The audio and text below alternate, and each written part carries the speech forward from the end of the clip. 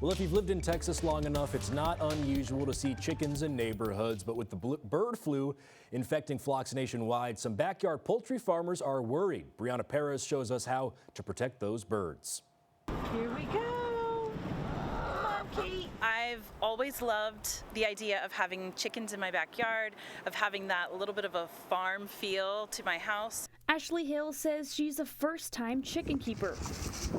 Coming up on 1 year, she says she's new to the lifestyle and navigating the dangers associated with the bird flu. For a while, when I first heard of the bird flu, I just kept the girls in there. I didn't let them free roam anymore. Hill says out of abundance of caution, she emptied out her bird feeders. Still, she says she has a lot of questions. I'm just concerned of knowing how to protect my girls, of how to know when is the threat gone.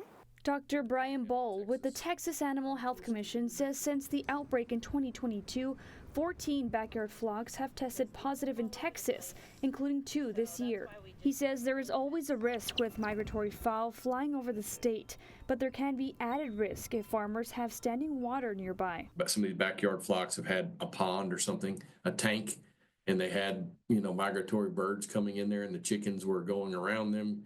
And they got infected through either direct or indirect contact. He says backyard chicken farmers can start by protecting feed so it's not exposed to wild birds. He says it's also important to buy livestock from reputable people who test their flocks for disease.